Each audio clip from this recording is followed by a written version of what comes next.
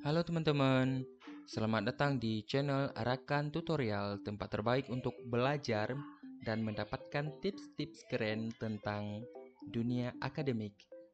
Di video ini, kita akan membahas langkah-langkah untuk membuat makalah yang baik dan benar. Makalah adalah satu proses yang sering diberikan di sekolah atau kampus dan seringkali kita bingung mau mulai dari mana, ya kan? Jangan khawatir, di video ini kita akan membimbing kalian melalui setiap tahapannya, mulai dari memilih topik hingga menyusun daftar pustaka, ya. Jadi pastikan kalian nonton sampai akhir dan jangan lupa untuk like, subscribe, dan nyalakan lonceng notifikasi agar tidak ketinggalan video-video menarik lainnya.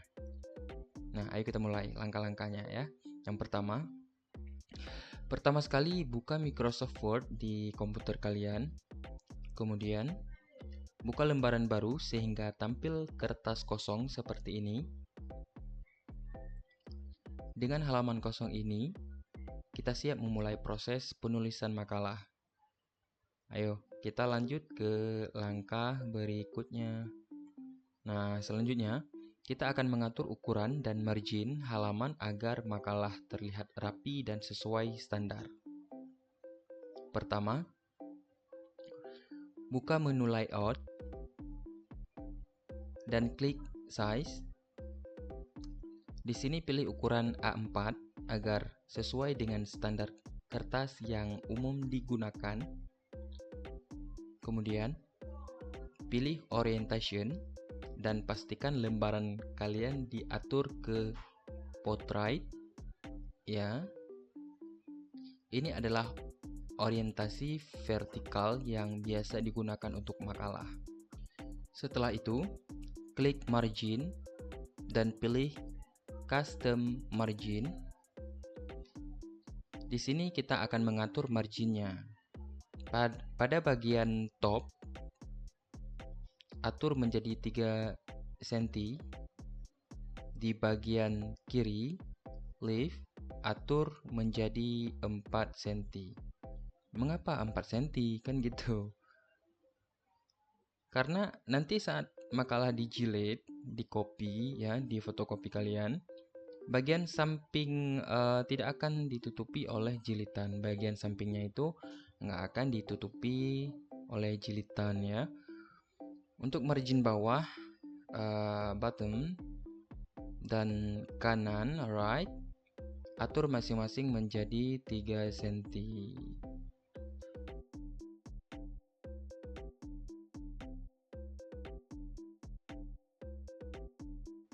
Setelah semua selesai, klik OK untuk menerapkan perubahan. Oke. Nah, setelah mengatur margin, sekarang kita akan menyesuaikan font dan spasi paragraf agar makalah kalian terlihat lebih profesional. Pertama, ubah font dari Calibri ke Times New Roman. Font ini adalah pilihan standar yang sering digunakan dalam penulisan akademis. Selanjutnya, atur ukuran font menjadi 12. Ukuran ini ideal untuk memberikan tampilan yang rapi dan mudah dibaca. Terakhir, kita perlu mengatur spasi paragraf, ya, line and paragraph spacing, dan pilih spasi 1,5. Spasi ini akan memberikan cukup ruang antara baris teks, membuat lebih nyaman untuk dibaca. Dengan pengaturan ini, teks makalah kalian siap untuk diisi dengan konten yang kalian tulis tentunya ya. Kemudian setelah semua pengaturan dasar selesai, saatnya menentukan judul makalah kalian. Ya, judul adalah hal pertama yang akan dilihat oleh pembaca. Jadi pastikan judulnya jelas dan mencerminkan isi makalah. Saya akan memberikan contoh judul ini ya, saya copy, penerapan model pembelajaran reading guide dalam meningkatkan kemampuan memahami isi bacaan terhadap siswa. Oke. Dengan judul ini, makalah kalian akan langsung menunjukkan fokus penelitian atau pembahasan yang kalian lakukan. Setelah menentukan judul, kalian akan melengkapi lembar sampul dengan informasi penting lainnya. Ini termasuk nama penyusun, nomor induk mahasiswa, serta informasi kampus atau sekolah. Oke. Selanjutnya, tambahkan nama penyusun di bawah judul. Misalnya, disusun oleh Rahmat Kaidir. Lalu, tambahkan NIM kalian di bawahnya. Misalnya, ini kita berikan contoh saja, 1, 2, 3, 4, 5, 6, 7, 8, 9. Nah, pastikan teks ini rata tengah ya. Kita rata tengah agar terlihat rapi.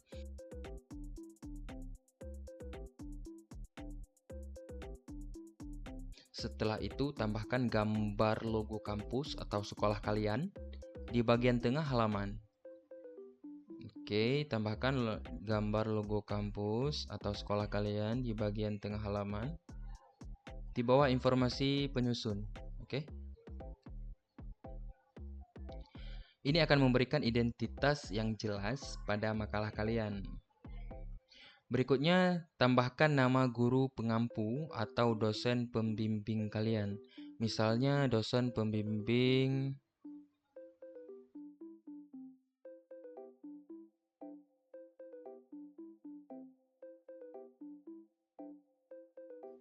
Dr. Muhammad Amin, MAG.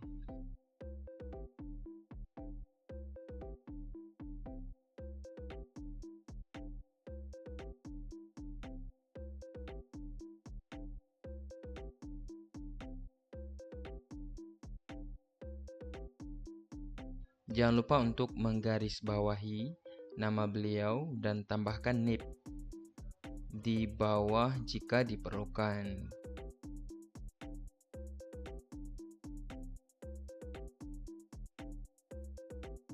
Terakhir, di bagian paling bawah halaman, tambahkan nama kampus atau sekolah kalian. Pastikan semua elemen pada lembar sampul ini tersusun rapi dan terlihat profesional.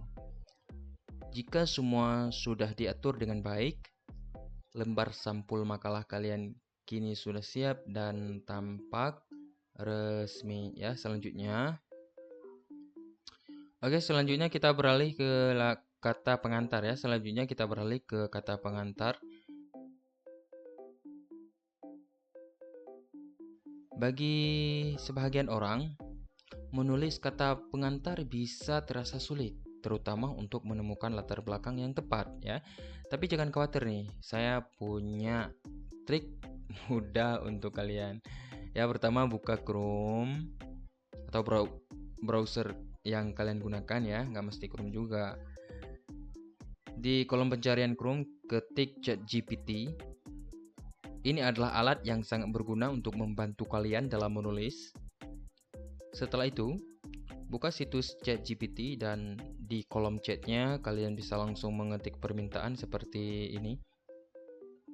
Tuliskan kata pengantar untuk makalah dengan judul dan tempelkan judul makalah yang sudah kita buat sebelumnya ya. Nah, seperti itu. Begitu hasilnya keluar, kalian bisa langsung copy dan salin teks tersebut dan tempelkan di halaman kata pengantar di Microsoft Word kalian. Setelah ditempel, kalian hanya perlu merapikan sedikit agar sesuai dengan format yang kalian inginkan. Ya, sangat mudah ya teman-teman. Dengan cara ini kalian bisa mendapatkan kata pengantar yang rapi dan relevan tanpa perlu bingung mencari inspirasi ya. Tapi bagi kalian yang bisa menulis kata pengantarnya tanpa melihat contekan di browser, ya nggak masalah juga. Ini kan cuman alternatif aja ya kan. Nah, selanjutnya setelah kata pengantar, kita akan beralih ke bagian daftar isi. Untuk sekarang, kita bisa kosongkan dulu bagian ini. Daftar isi akan kita isi nanti setelah seluruh materi makalah lengkap, agar nomor halaman dan judul bab sesuai dan rapi ya. Jadi untuk saat ini cukup tambahkan judul daftar isi. Oke, di bagian atas halaman. Nah, itu aja. Dan biarkan halaman ini kosong. Kita akan kembali ke sini setelah semua konten makalah tersusun. Oke. Selanjutnya kita masuk ke bab pertama. Di sini kita akan memulai dengan bagian A, latar belakang masalah.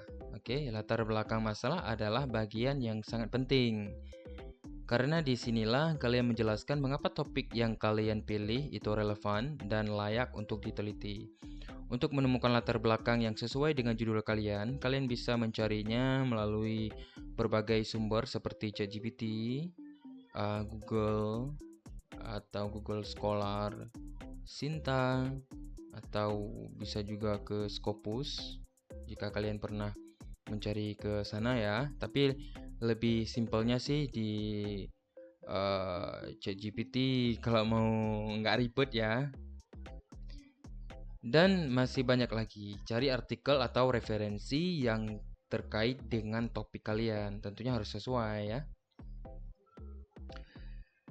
Sebagai contoh, saya akan menyiapkan latar belakang untuk judul ini. Jadi, saya akan menempelkan di sini dan merapikan sedikit. Setelah kalian menemukan atau menulis latar belakang yang sesuai, pastikan untuk merapikan formatnya agar terlihat profesional dan mudah dibaca. Dengan begitu, bab 1 latar belakang masalah kalian sudah siap dan terlihat rapi, oke? Setelah latar belakang, kita lanjut ke bagian B, rumusan masalah ya, rumusan masalah. Bagian ini harus disusun berdasarkan latar belakang yang sudah kita bahas sebelumnya. Rumusan masalah adalah pertanyaan atau masalah utama yang akan kalian coba jawab atau selesaikan dalam makalah ini ya. Rumusan masalah ini harus jelas dan spesifik serta sesuai dengan latar belakang yang sudah kalian buat. Sebagai contoh, rumusan masalah untuk makalah ini seperti ini. Oke. Setelah rumusan masalah dituliskan, pastikan kalian merapikan agar terlihat rapi dan sudah dipahami. Dengan begitu, rumusan masalah kalian sudah siap dan sesuai dengan latar belakang yang kalian buat sebelumnya. Oke. Selanjutnya kita akan mengisi bagian C, tujuan penelitian, dan D, manfaat penelitian. Kedua bagian ini penting untuk menjelaskan apa yang ingin dicapai dari penelitian dan bagaimana penelitian ini bermanfaat. Pertama, mari kita mulai dengan C, tujuan penelitian. Bagian ini menjelaskan apa yang ingin kalian capai melalui penelitian ini. Contoh, tujuan penelitian bisa seperti ini. Tujuan penelitian ini adalah untuk mengetahui bagaimana penerapan model pembelajaran reading guide dan lain-lain. Terserah kalian ya. Yang penting tujuannya apa? Tujuan kalian meneliti, tujuan kalian membuat riset dari makalah ini apa? Tujuannya apa? Nah, seperti itu ya. Selanjutnya kita tambahkan D, manfaat penelitian. Di bagian ini menjelaskan manfaat yang bisa diperoleh dari hasil penelitian. Contoh, manfaat penelitian bisa seperti ini. Nah, ya, ini saya contohkan saja ya. Saya tempelkan biar lebih mudah. Jangan lupa untuk merapikan format dari kedua bagian ini agar terlihat profesional dan terstruktur ya. Pokoknya formatnya harus rapi, harus sesuai sama yang di atas. Baik, kita sudah menyelesaikan bagian awal dari makalah, termasuk latar belakang, rumusan masalah, tujuan, dan manfaat penelitian. Selanjutnya kita akan masuk ke bab kedua, pembahasan. Nah, pembahasan, oke. Pembahasan adalah bagian yang sangat penting dan akan kita bahas secara mendetail di video selanjutnya. Jadi, jangan lupa untuk aktifkan lonceng notifikasi di bawah agar kalian tidak ketinggalan video berikutnya, ya. Terima kasih telah menonton. Jika kalian merasa video ini bermanfaat, jangan lupa untuk di-like, di-subscribe, dan tinggalkan komentar di bawah. Sampai jumpa di video berikutnya.